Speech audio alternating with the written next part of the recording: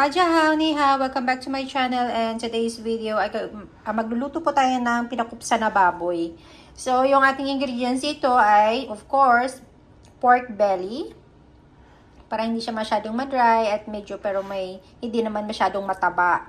So, bago natin hiwain, of course, huhugasan po muna natin and then i-cut lang natin into bite size.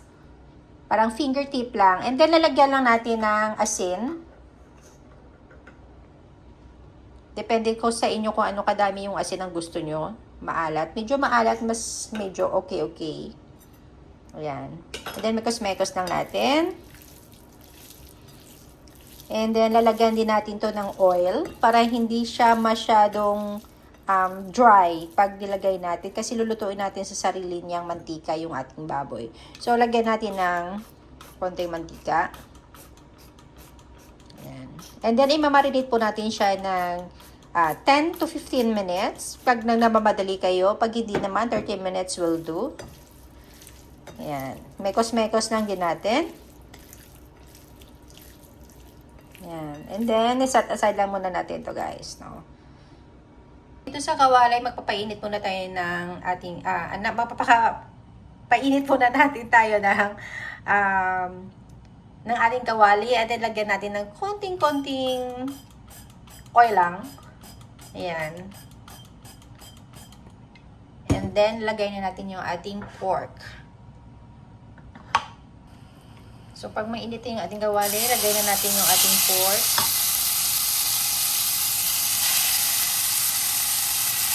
Tapos, i-medium high heat lang muna natin to guys para hindi siya masunog.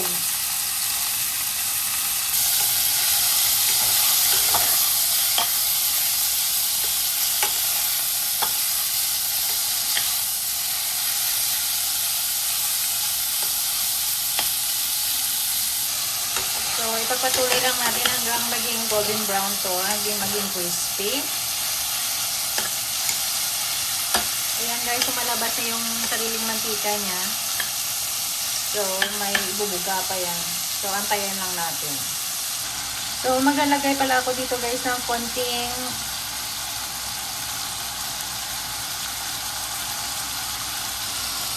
cooking wine.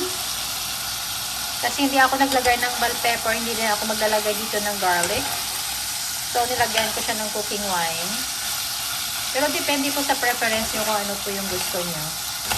So, pwede nilagyan ng black pepper o white pepper. And then, lagyan nyo ng garlic para mabango.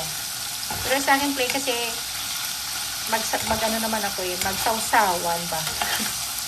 Pasensya na po kayo sa pagkatagalog ko. Hindi naman po talaga ako Tagalog talaga. Nahihirapan din na tayo sa English. So, ayan na guys. Malapit na maluto yung ating pinakupsa na baboy.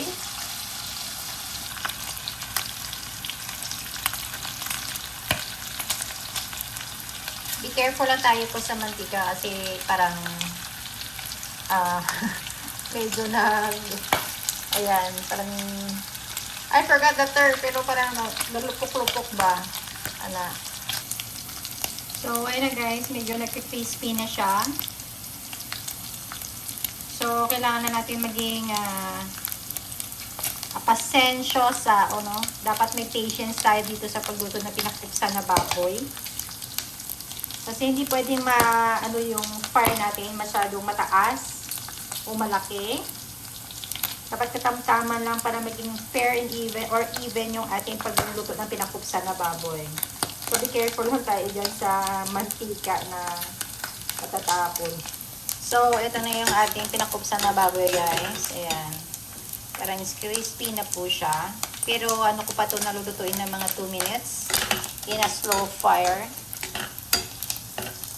So, ito guys, luto na yung ating pinakupsa na baboy. Diba? Ayan na yung mantika niya. So, hahanguin na po natin. Look at that. So, ito na yung ating pinakupsa na baboy. Tingnan niyo naman guys. Yan. Ay guys, magiging ganito siya, no? So, tingnan natin. So, ito na siya. So, of course, may kasama yang rice. So, masarap pag may kanin. Rice is life dito sa atin sa Pilipinas. So, yan na po yung ating video for today. Thank you for watching, guys. I hope you subscribe kung bago ka sa aking channel. And don't forget to like and share. Bye-bye. God bless everyone. Bye-bye.